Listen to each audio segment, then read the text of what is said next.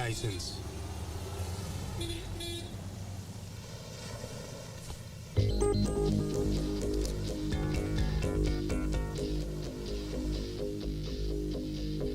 यहाँ नहीं, वहाँ पान वाले के पास।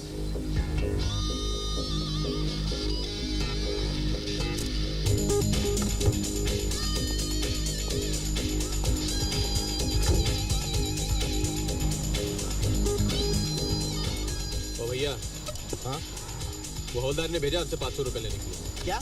मैं 500 रुपए दूं? हाँ। कितना?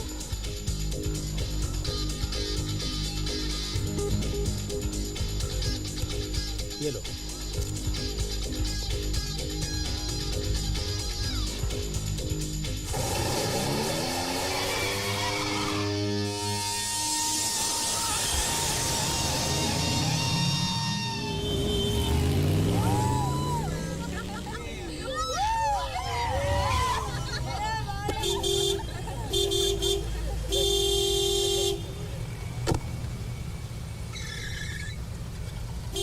नहीं जाने वाला अमेरिका, फ्लाइट मिस हो गई तेरी।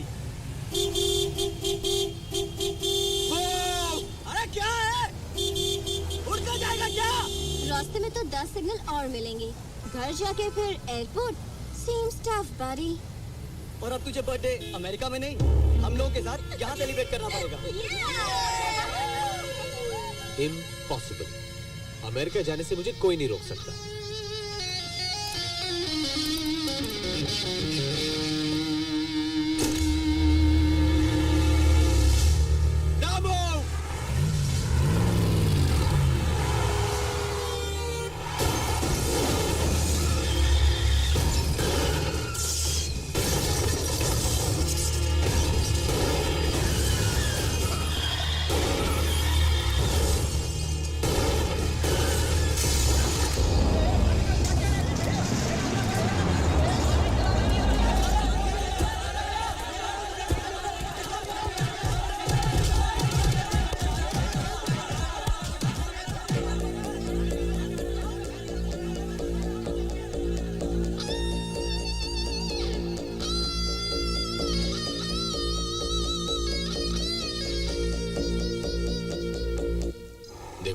मुझे बंद करके ना तो तुम्हारा प्रमोशन होगा ना तुम्हारी पगार बढ़ेगी।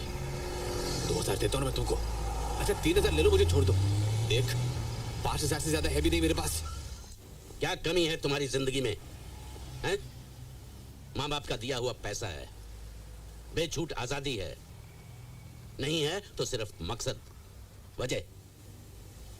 जब से ये फॉरेन चैनल्स आए हैं हमारे घरों में, मैं बताता हूं तुम्हें पांडे, सभ्यता और संस्कृति खिड़कियों से बाहर कूद गई है। किसी को फिक्र ही नहीं है कि हमारी नई पीढ़ी जा कहां रही है। दोषी ये बच्चे नहीं, माँ बाप हैं जो इन्हें बिगड़ने देते हैं। वैसे करते क्या है माँ बाप तुम्हारे? जी नहीं है।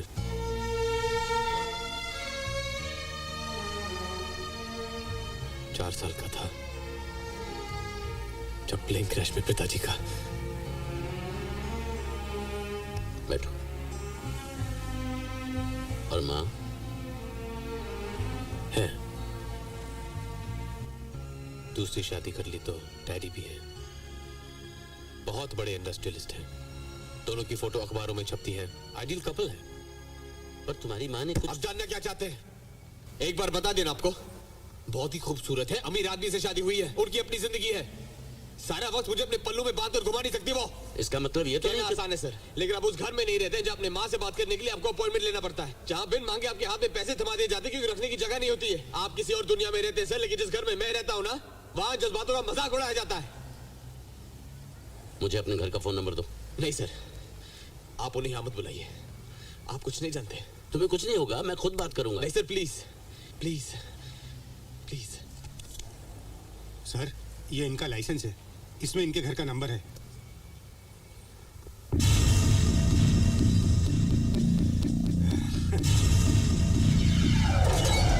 अरे डैड उसे जो पैसे चाहिए उसे दे दो ना, नहीं तो ऐसे टाइम पास करता रहेगा और मेरी फ्लाइट निकल जाएगी। राहुल तुम्हें शर्म नहीं आती? अपने माँ बाप के बारे में इतनी बेहुदा बातें करते हुए? ओह कम ऑन मॉम, आप जानती हो मैं झूठ बोल रहा था। डैड, मैं तुम्हें झूठ बोलने के लिए ही डांट रही हूँ। तुम हद से ज्यादा बिगड़ते जा रहे हो। दोस्त, पार्टियाँ, रात को देर से घर आना। रात को कहाँ माँ, मैं तो सुबह जल्दी लौटता हूँ। इससे तो बात करना भी मुश्किल होता जा रहा है।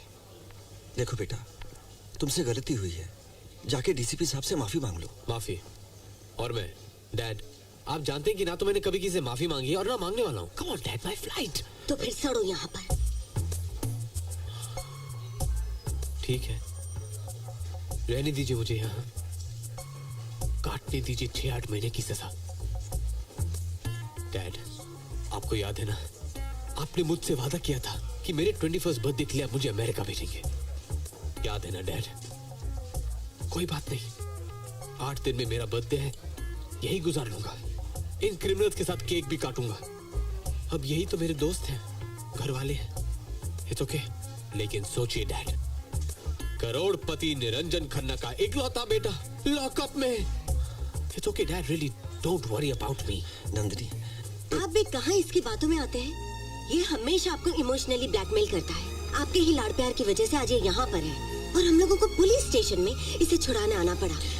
ये बातें घर पर भी तो हो सकती हैं। हाँ माँ, यही तो मैं कह रहा हूँ, घर जाके बात करते हैं। डैड, उसे जाके पैसे देने। Dad, after the airport, let's go. Come on, please please dad, my flight dad, please. Nandini चले।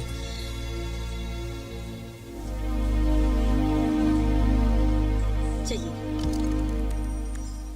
भोसले साहब, हम आपसे बात करना चाहते हैं। मैं कुछ सुनना नहीं चाहता।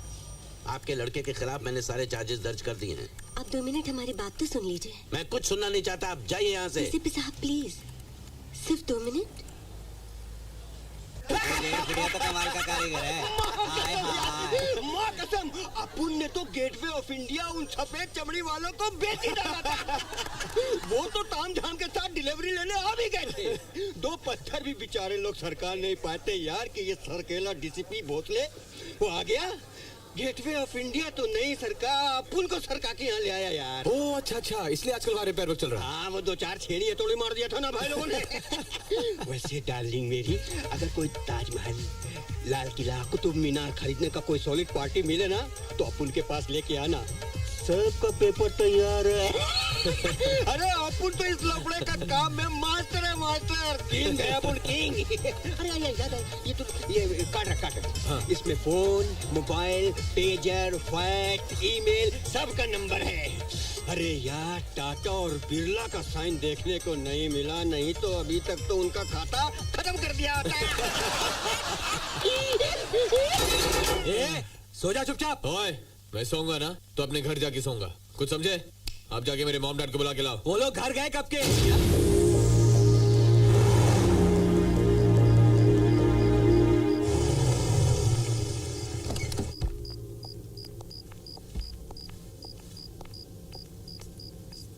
नंदिनी, क्या जो हम कर रहे हैं वो सही है?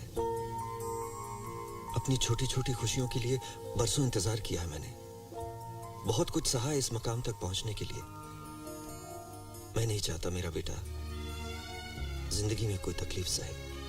मैं आपको बहुत चाहती हूँ, बहुत अच्छे इंसान हैं आप, और मैं चाहती हूँ मेरा बेटा बिल्कुल आप जैसा ही बने।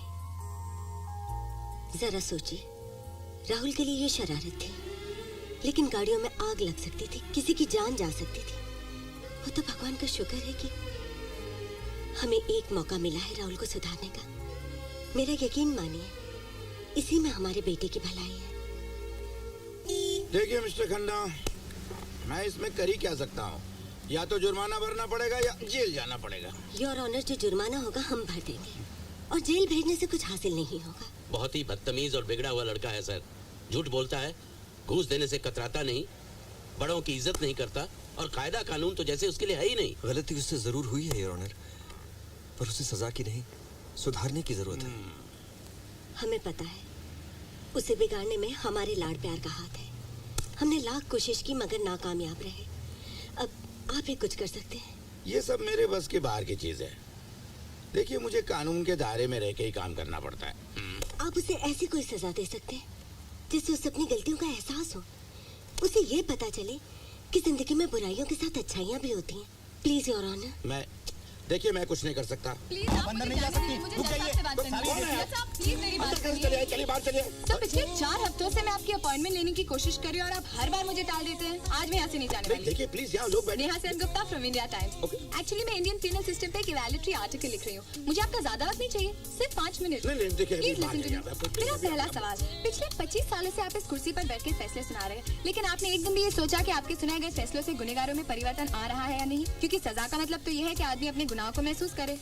देखो तुम अभी। हाँ मुझे पता है, सब यही कहते हैं, हमारे हाथ बंधे हुए, हम कुछ नहीं कर सकते। राइट, मैं बैठ के कानून की किताब तो नहीं लिखता। मेरे मन में जो सजा है किसी को तो नहीं दे सकता, चाहे मुझे अच्छा लगे या बुरा। देखो अभी आप जाइए। लेकिन नतीजा क्या सर? आज की तारीख में ऐसे लाखों केसेस हैं जिनकी सुनवाई नहीं हुई है। हजारों लोग जेल में पड़े बिना किसी मुकदमे के। कौन गौर करेगा इस सच्चाई पर? देखिए मैं रोज 8 घंटे काम करता हूँ। पिछले 25 सालों में सिर्फ 10 मरतबा छुट्टी ली है। एक जज कानून के दायरे में रहकर इससे ज्यादा और क्या कर सकता है? कुछ नहीं कर सकता। आप बहुत कुछ कर सकते हैं सर, लेकिन सवाल वही है कि आपको कुछ नया करना है।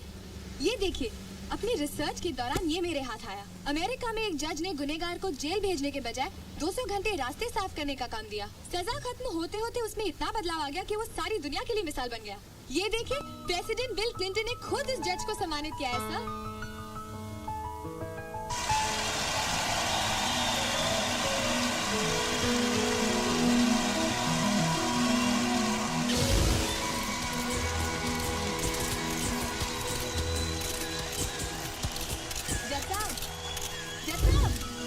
हम क्यों ऐसी सजा नहीं दे सकते? हमारे यहाँ ऐसा क्यों नहीं हो सकता?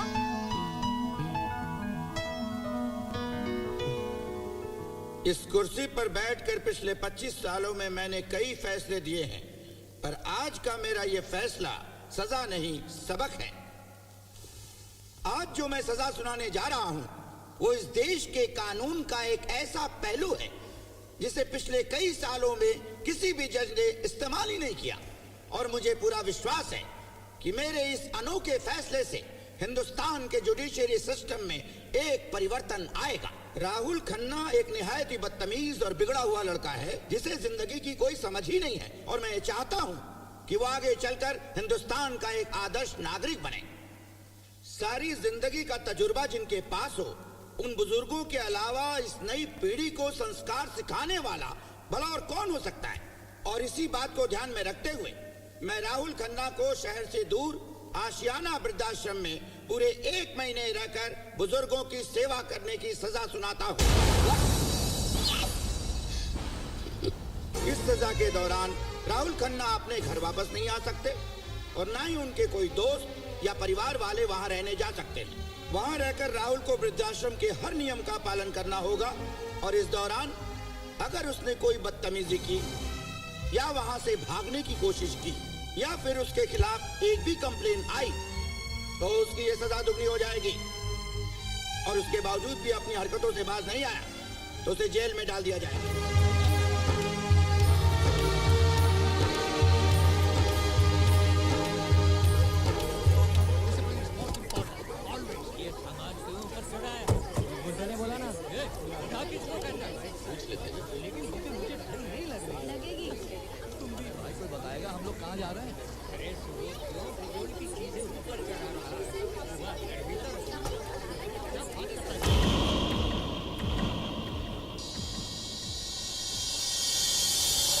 एक्सक्यूज मी, मेरा हैट पकड़ा दीजिए प्लीज, मेरा हैट पकड़ा दीजिए।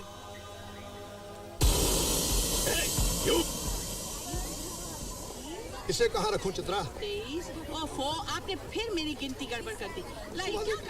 मफलर के ऊपर देर ठंड लग जाएगी। अरे ठंड लगेगी तो पहन लूंगा देखो बचपन से जानती हूँ, जरा ठंड लग जाएगी। तू तो हर वक्त झगड़े के मूड में रहती है। जा, जाकर गिनती कर। माँ भी सामने। सब क्या है सर? पता नहीं। साहब, मुझे आप बता सकते हैं ये सब क्या हो रहा है? कहाँ जा रहे हैं ये सब लोग? सुबह से पूछने की कोशिश कर रहा हूँ लेकिन किसी के पास बात करने की फुर्सत ही नहीं है। सैफुद्दीन, अपना बैग रखा? बैग? अरे भोसले साहब, सक्सेना साहब, व्हाट अ प्लेजेंट सरप्राइज। ये लोग कहाँ जाने की तैयारी कर रहे हैं? 1 महीने के लिए काशी जा रहे हैं। ऐसा कैसे हो सकता है? अदालत ने फैसला सुना दिया, लेकिन आपका तो ये फर्ज बनता था कि यहाँ आने से पहले पता कर लेते कि हम लोग यहाँ हैं भी या नहीं। लेकिन आपको ये सब सोचने की क्या जरूरत है? आपकी राय में तो हम लोग यहाँ से कहीं बाहर जा ही नहीं सकते। प्रजापति साहब, मैं मानता हूँ हमसे लापरवाही हुई है, अच्छा, आप इसे अपने साथ काशी क्यों नहीं ले जाते? ओ, एक मिनट। देखिए, मुझे 1 महीने के लिए यहाँ भेजा गया है, इस जगह। मैं कोई काशी वाशी नहीं जाऊंगा उन बुड्ढों के साथ। रहूंगा तो यहाँ, नहीं तो सीधा घर। तो तय हो गया। इस बदतमीज लड़के को जेल में डाल दीजिए, हम अपनी यात्रा पे जाते हैं। नहीं, देखिए 1 मिनट बैठिए ना, केशव जी बैठिए ना। देखिए एक बात और हो सकती है। एक्सक्यूज मी, देखिए पिछले 3 साल से इनकी ट्रिप कैंसिल होती आ रही है। इस बार आई डोंट थिंक ये लोग मानेंगे। मानना भी नहीं चाहिए। देखिए, ऐसा मौका बार बार नहीं आता है। अरे आप लोग एक नेक काम करने जा रहे हैं, मैं कौन होता हूँ रुकावट डालने वाला? आप लोग जाइए आराम से जाइए। तुम बाहर जाओ, आउट। लेकिन just sit down here. What? देखिए सिर्फ 1 ही महीने की तो बात है, प्लीज मान जाइए। मैं ट्रेन का 50% कंसेशन भी करवा दूंगा। और वो रहने का क्या? वो खर्चा कौन करेगा? सर्किट हाउस का इंतजाम भी हो जाएगा। और लोकल ट्रांसपोर्ट का खर्चा? सरकारी बस का इंतजाम भी करवा दूंगा। फिर क्या प्रॉब्लम है? हम लोग अगले महीने जाएंगे। हाँ, ऑल डन। डन क्या? प्रपोजल। 1 महीने में काशी किधर जाएगा और जो पैसा बचेगा उसे हम तिरुपति जाएगा। और हमने जो तैयारी की हुई है उसका क्या? कुछ नहीं, हम जाएंगे और अभी जाएंगे। केशव, देसाई, चलो चले। हाँ चलिए। हाँ, चित्रा ने सारा सामान भी कर लिया है, तो चलो चलते हैं। ना जी ना, मैं कहीं नहीं जाती। मैं तो कहती हूँ जाते वक्त अड़चन आ जाए तो बदशगुनी होती है। अरे मेरे बहन के, ननन के, देवर के ससुर जी ऐसे ही यात्रा पर जा रहे थे और किसी ने उन्हें टोक दिया तो वो रुक गए। और कमाल की बात ये है कि जब वो रुक गए तो जिस ट्रेन में वो जाने वाले थे उसका एक्सीडेंट हो गया। अब वो बच गए। मैं नहीं जाती, ये तो मेरे घर में ही हो चुका है। मैं नहीं जाती भाई। फिर तो नहीं जाना चाहिए। देखिए प्रजापति, कोई मतलब है इस तरह से अपना प्लान बदलने का? अरे कल का किसने देखा है? मैं तो जा रहा हूँ। और कौन कौन जा रहा है मेरे साथ? मैं।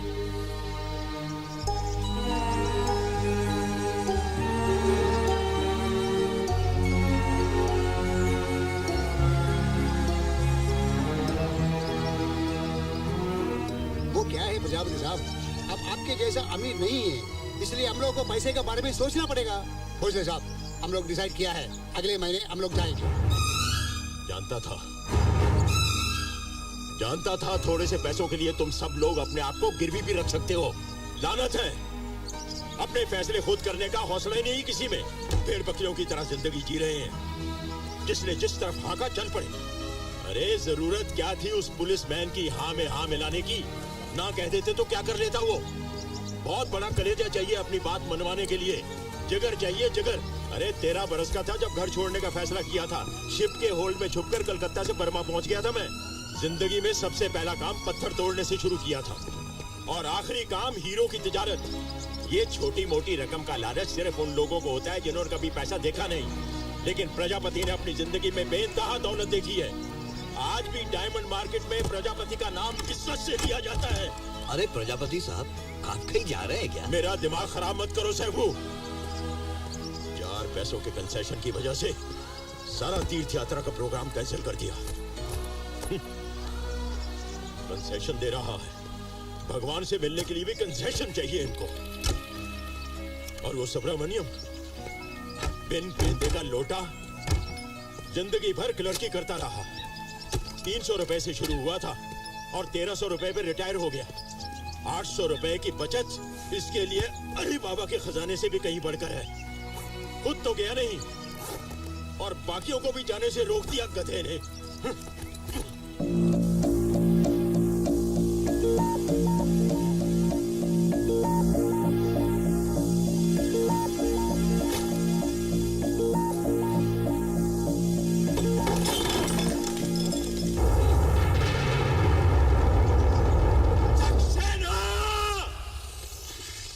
ये कमरा मेरा है और पंडित साहब ने खुद मुझे ये दिया था। जी हाँ, आप बिल्कुल सही कह रहे हैं, लेकिन बाकी सारे कमरों में 2-2 लोग रह रहे हैं। तो इसे बाहर बरामदे में रहने दो।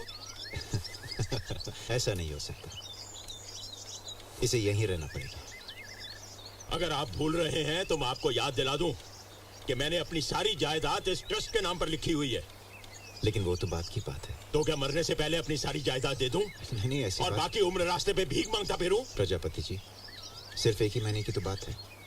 राहुल यहीं रहेगा।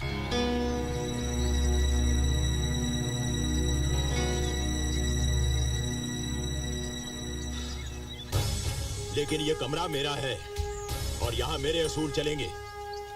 जी, जो मैं कहूंगा वही होगा। बिल्कुल। मेरा जो रूटीन है वो बिल्कुल नहीं बदलेगा। पिछले 7 साल से ये कमरा मेरे ताबे में है, इसलिए यहाँ रहने के असूल मेरे होंगे। बिल्कुल। कोई मेरी चीजों को हाथ नहीं लगाएगा, और जब तक मैं सवाल न करूं कोई मुझसे बात नहीं करेगा। रात को 8 बजे के बाद कमरे में रोशनी नहीं होगी, खिड़कियां बंद होंगी और पंखा तेज नहीं चलेगा। जी। सोने से पहले मैं रेडियो पर हमेशा जयमाला सुनता हूँ, उसके बाद कोई म्यूजिक नहीं बजेगा। जी नहीं। और बाथरूम सुबह पहले मैं इस्तेमाल करूंगा। ओके राहुल, सुन लिया ना तुमने? हाँ हाँ सुन लिया। एक बात और, हाँ जी। इस कमरे में कोई भी नया रूल बनाने और तोड़ने का हक सिर्फ मुझे होगा। सुन लिया आपने? हिटलर चले गए, बटलर छोड़ गए। Shut up! You shut up. और बदतमीजी तो बिल्कुल बर्दाश्त नहीं करूंगा। Okay, all the best.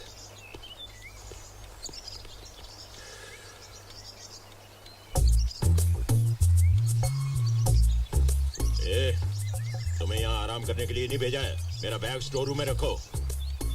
What? मैंने कहा मेरा बैग उठाकर स्टोर रूम में रखो।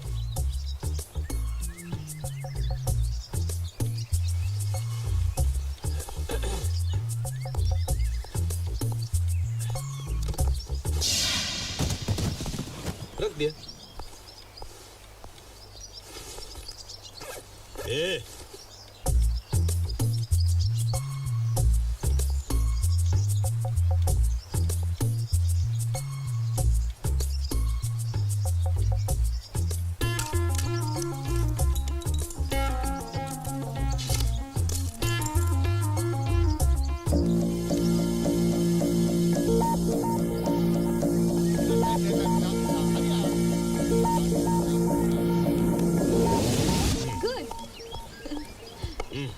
तुम्हारी चाल है।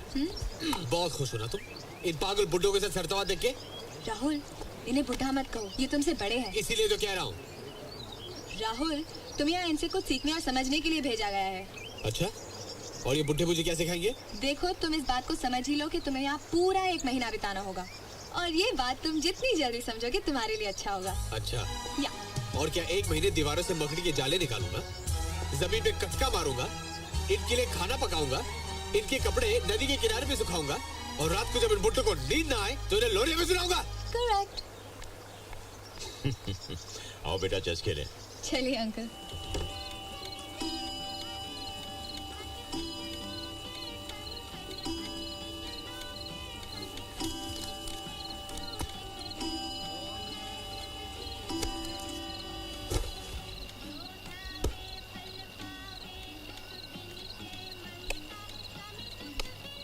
अरे पंखा तो चलने दो, खिड़कियां भी बंद है।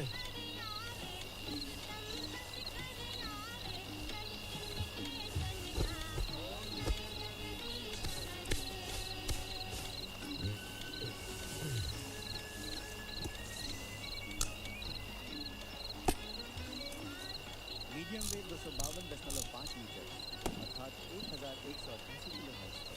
ये ऑल इंडिया ओम नमः शिवाय। अब हमारी आज रात की सभा यहीं समाप्त है। हमारी अगली मुलाकात कल सुबह 5 बजे तक। शुभ रात्रि। जय हिंद।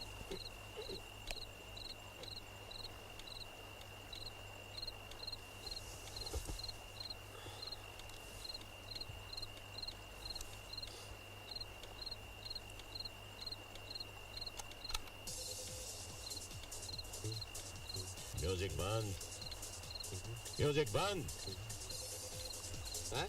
म्यूजिक बंद करो।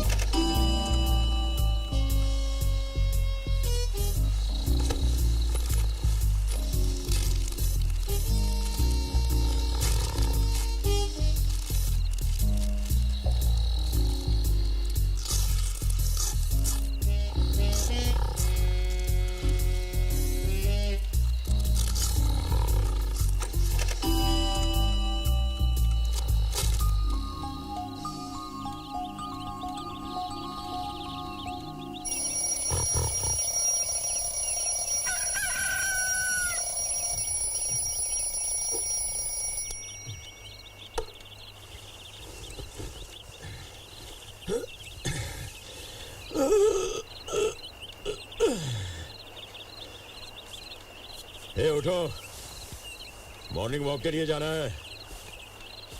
उठो उठो, ए उठो, सुबह के 4:30 बज गए हैं। उठो, सैर करने के लिए जाना है। उठो उठो, अरे उठो ना, मॉर्निंग वॉक के लिए जाना है। उठो। अभी नहीं तो फिर कभी। मॉर्निंग वॉक सुबह ही होती है। उठो, तुम जाओ। उठो, अरे उठो ना, उठो। नहीं नहीं, उठो उठो। अरे अरे उठो, नहीं तो तुम्हारी कंप्लेंट कर दूंगा। चले पवन की चाल, जग में चले पवन की चाल। इतने खुश क्यों हो रहे हो तुम? भगवान ने मुझे जिंदा रखकर एक दिन और दिखाया है, इसलिए। यही चलन है जग सेवा का, यही जीवन सुख पाल। उम्र क्या है तुम्हारी? थोड़े दिन यहाँ रहा तो तुम्हारी उम्र का लगने लगूंगा।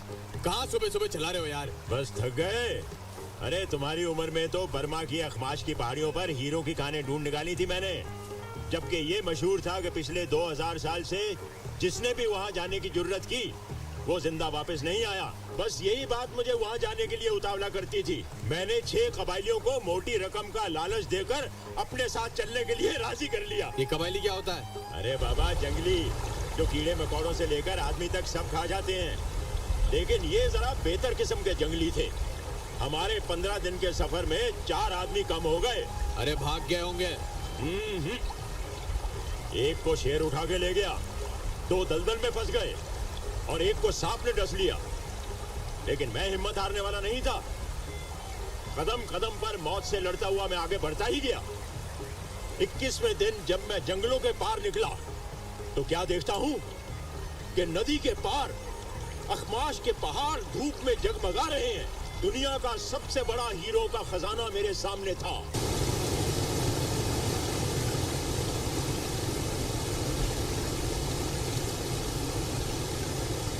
आपको यहाँ भेजा क्यों गया है? मुझे यहाँ भेजा नहीं गया है, मैं अपनी मर्जी से आया हूँ। हम जैसे लोग जो अपनी सारी जिंदगी घर परिवार और बीवी बच्चों की देखभाल में गुजार देते हैं ना, उन्हें इस उम्र में आकर आराम और सुकून की जरूरत होती है। इसीलिए हम यहाँ चले आते हैं ताकि इस शांत वातावरण में इत्मीनान की सांस ले सके। आपका मतलब है ये जो आशियाना में जितने भी लोग हैं सब अपनी मर्जी से आए हैं, इन्हें भेजा नहीं गया है? जाइए जाइए, मैं आपकी बात नहीं मानता। अरे तुम कौन होते हो मानने ना मानने वाले? हाँ? तुम्हें जो समझना है समझ लो, हमें उससे कोई फर्क नहीं पड़ता। हाँ? ये पढ़ा आप लोगों ने? मालाबार हिल के एक 19 साल के जवान लड़के ने अपने 84 साल के बूढ़े दादा का खून कर दिया। पूछताछ करने पे लड़के ने पुलिस को बताया कि वो और उसके परिवार वाले उस बुढ़े की दिन रात की बकबक से तंग आ गए थे। वो एकदम पागल हो गया था और उनका जीना आराम कर दिया। इसलिए उसने एक दिन उसके खाने में जहर मिला दिया। बुढ़े ने 2-4 उल्टियां कर दी और बच गया। 2 दिन बाद पोते ने दादा को बंगले के छत से नीचे टपका दिया। एक टांग और दोनों हाथ की हड्डियां टूट गई, लेकिन बुढ़ा फिर भी बच गया। मजबूर होकर लड़के ने अस्पताल जाके उस सोते हुए बुढ़े का गला दबा दिया। इस तरह से एक परिवार ने एक मुसीबत से छुटकारा पाया। ऐसा कोई कर सकता है क्या? ऐसा हुआ है। अरे ये जर्नलिस्ट लोग झूठ नहीं लिख सकते। बहुत अच्छे लोग होते हैं, हमेशा सच बोलते हैं। बहुत अच्छी तरह जानता हूँ मैं। सुनिए, मैं 4-5 दिन के लिए शहर जा रहा हूँ तो। अरे विक्रम जी, पर्दों के नाप भी लेते जाओ, नए बनवाने हैं। लेकिन ये पर्दे तो ठीक हैं। बुड्ढे ही हैं हम, मुर्दे नहीं। अच्छा लगेगा अगर नए पर्दे बनवाओगे तो। ठीक है।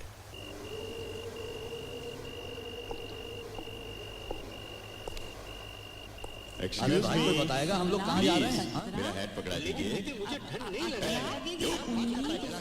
लगेज भी अंदर रखेगा तो सब लोग सामान पे बैठ के जाएगा क्या? Happy birthday to you, happy birthday.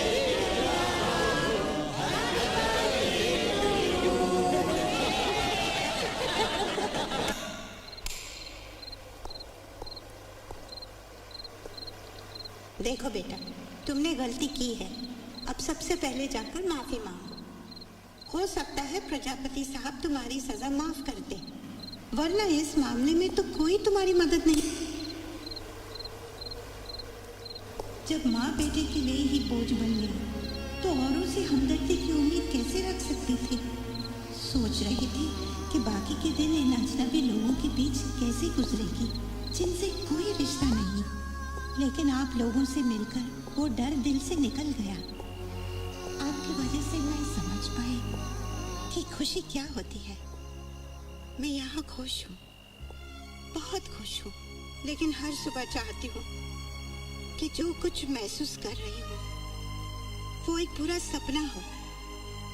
आंखें खोलूं तो मैं अपने आप को यहाँ नहीं वापस अपने घर में पाऊं। मेरे पास मेरी नन्ही सी पोती हो। पर मैं जानती हूँ अब ऐसा कभी नहीं होगा। न पोती, न बेटा, न घर। सुना था कि मरने के बाद सारी चीजें छूट जाती है, लेकिन किसी ने ये क्यों नहीं बताया कि मरने से पहले भी सब कुछ छूट सकता है और हम जिंदा रहते हैं 1000 मौत मरने के लिए। मैं पूजा करती हूँ, गीता पढ़ती हूँ, ध्यान लगाती हूँ, मगर ये बात दिल से नहीं निकाल पाती कि अब घर वापसी नहीं होगी। अब बेटे, बहू और पोती का साथ कभी नहीं मिलेगा, कभी नहीं मिलेगा, कभी नहीं।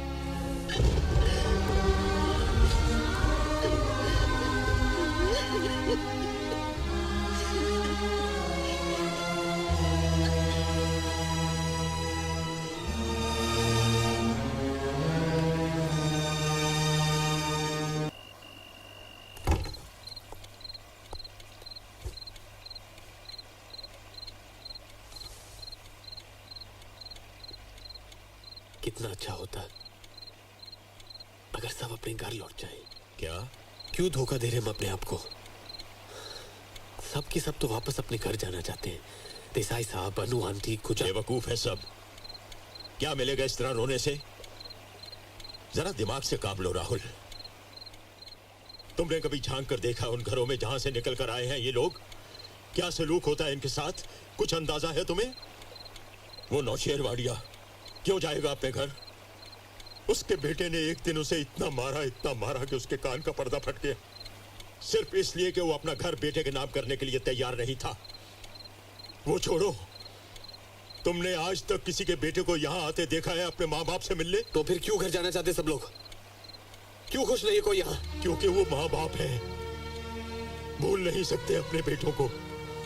मान नहीं रहे हैं कि अब उनके बेटे और बहू को उनकी कोई जरूरत नहीं है।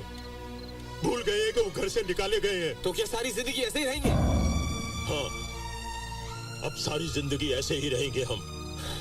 खुश हैं अपनी मर्जी की जिंदगी जीकर, नहीं जाएंगे अपने घर, मर जाएंगे, लेकिन उन घरों में वापस नहीं जाएंगे जहां से हमें धक्के मारकर निकाला गया है।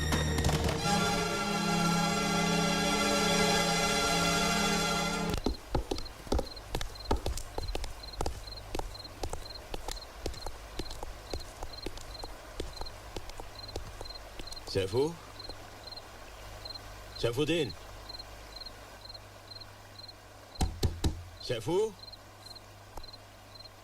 सैफुद्दीन, दरवाजा खोलो। सैफुद्दीन, दरवाजा खोलो। क्या हुआ प्रजापति जी? क्या हुआ प्रजापति? सैफुद्दीन, दरवाजा खोलो। क्या हुआ सैफुद्दीन को? सैफुद्दीन, दरवाजा खोलो।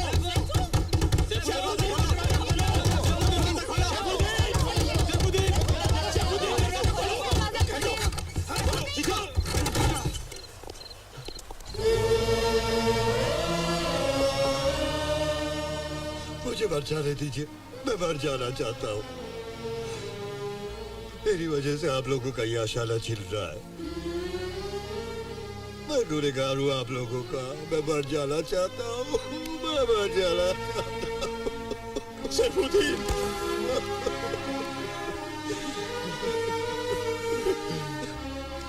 तुम्हारे जैसा दोस्त कहाँ मिलेगा हमें? कहाँ से लाएंगे हम ऐसा भुलक्कड़ सैफुद्दीन? बोलो, नहीं चाहिए हमें वो छत जिसकी जमीन में हमारे दोस्त की कब्र हो। नहीं चाहिए हमें, नहीं चाहिए, नहीं चाहिए। 7 दिनों की मोहलत के बावजूद आशियाना के रहवासी इस बात का कोई सबूत पेश नहीं कर सके कि मिस्टर विक्रम सक्सेना की पेश की हुई वसीयत झूठी है। लिहाजा इसी वसीयत को सच मानते हुए अदालत आशियाना के तमाम लोगों की अपील खारिज करती है और उन्हें वहां से निकल जाने का हुक्म सुनाती है। साथ ही विक्रम सक्सेना को यह अधिकार देती है कि वो बैंक का कर्ज अदा करने के लिए जो चाहे कदम उठा सकते हैं। योर ऑनर, इस केस के हालात को नजर में रखते हुए मेरे क्लाइंट अदालत से एक ही दरख्वास्त करते हैं कि आश्रम तोड़ने की पूरी कार्यवाही पुलिस और जज साहब की निगरानी में हो। Permission granted.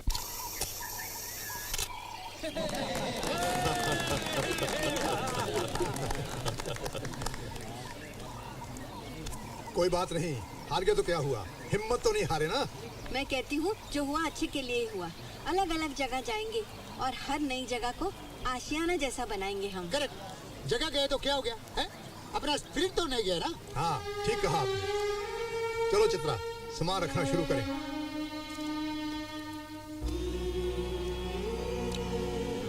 मौसम बदलते हैं, परिंदे उड़कर हजारों मील दूर चले जाते हैं। वो अपने साथ अपने घोंसले तो नहीं ले जाते।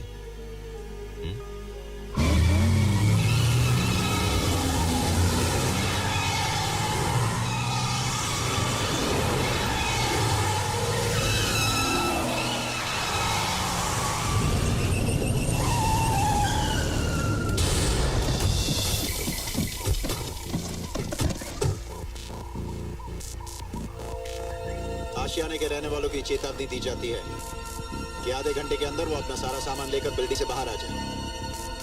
आधे घंटे के बाद ये बिल्डिंग गिरा दी जाएगी। चलिए देसाई साहब, आपका सामान आ गया है। मैं बहुत थक गया हूँ, बैठने तो मुझे। उठो, बस में आराम कर लेना। मुझे कहीं नहीं जाना, तुम लोग जाओ। चलिए ना देसाई साहब, अब तो हमें जाना ही होगा।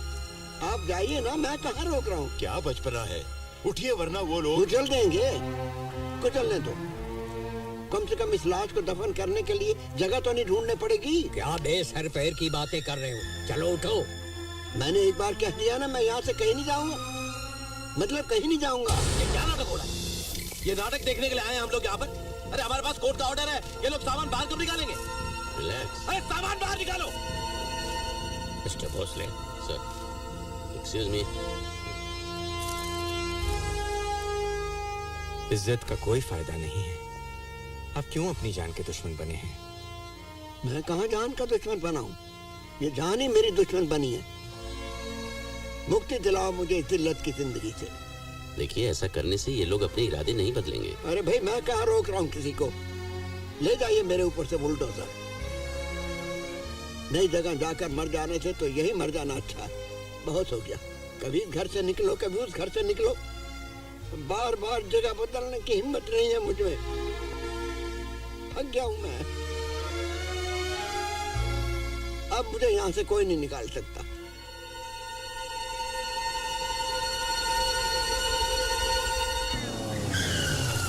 तो उसमें मैं क्या करूं?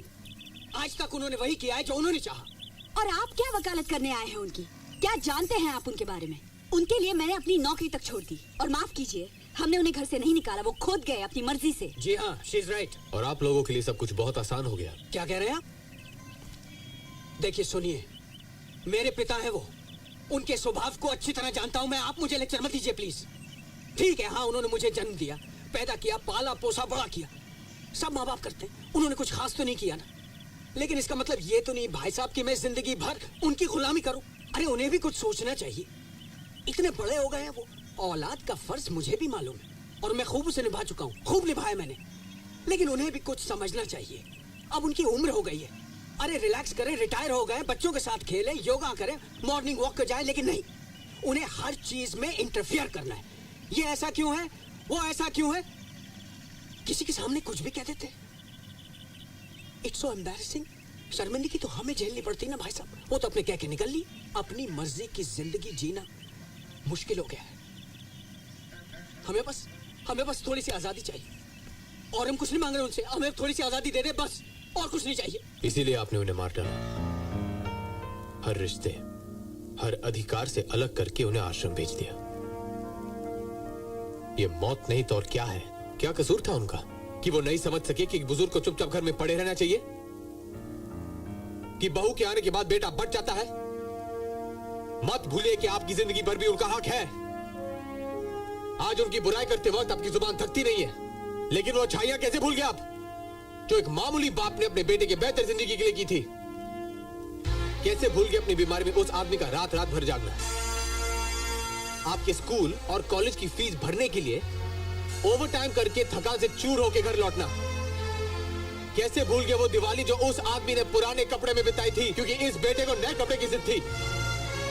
अरे 30 साल की जिंदगी में 30 लाख एहसान किए होंगे आपके ऊपर, और आज जब आपकी बारी आई है, आपने उन्हें सिर्फ घर से ही नहीं अपनी जिंदगी से निकाल दिया उन्हें। लेकिन मिस्टर देसाई, सिर्फ एक कोशिश कीजिएगा कि आपका बेटा आपके एहसानों को कभी भुला ना पाए, कभी नहीं।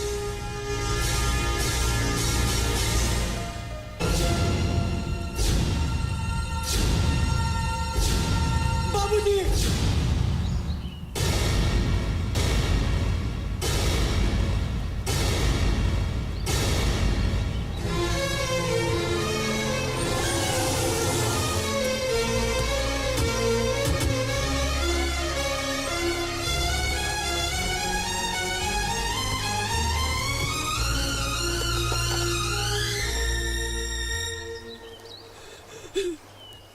बाबा, मुझे माफ कर दीजिए बाबा।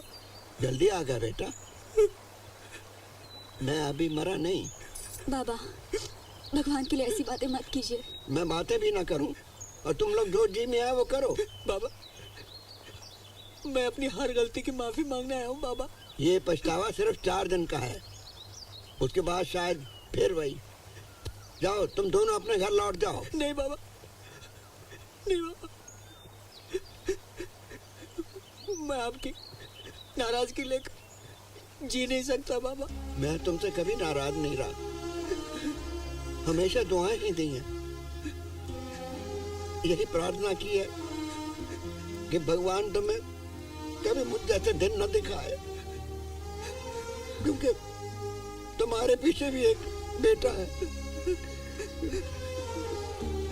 जाओ।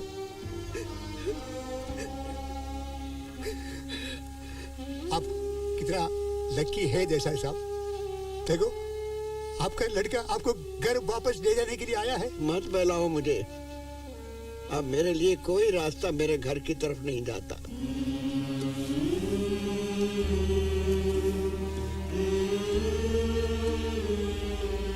कई साल पहले की बात है। एक दिन गांधी जी को कोढ़ियों के लिए बनाए गए आश्रम के उद्घाटन का आमंत्रण आया था।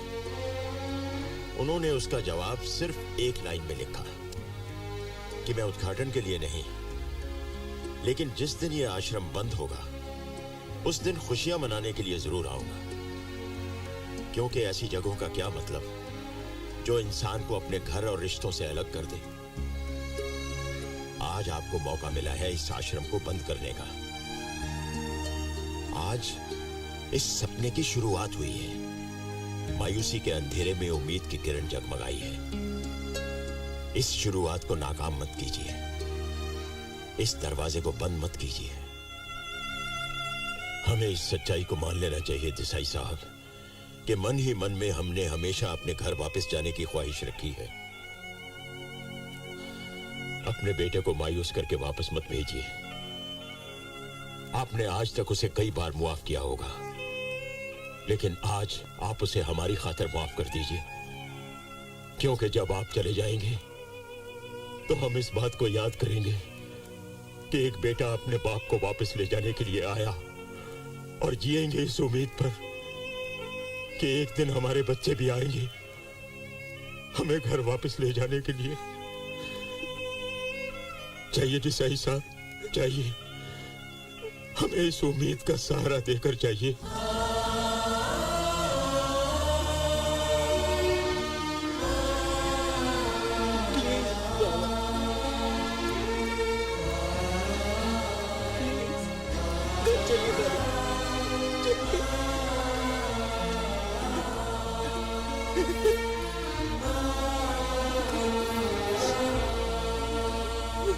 हटाओ गाड़ियां, गाड़ियां हटाओ। कमान, हरी अप, कमान, हरी अप।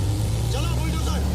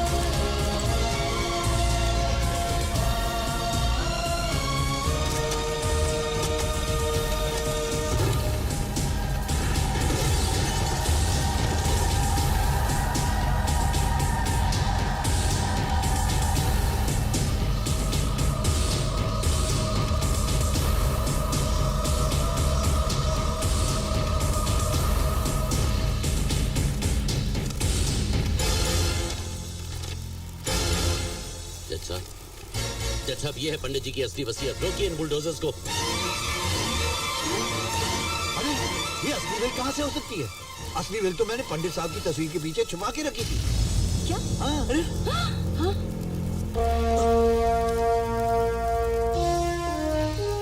अरे आप लोग मुझे ऐसे क्यों देख रहे हैं? इतनी अहम बात मैं कैसे भूल सकता हूँ? जज साहब, ये लीजिए। देखिए क्या है ये? यही है वो विल, छुपा के रखी थी मैंने।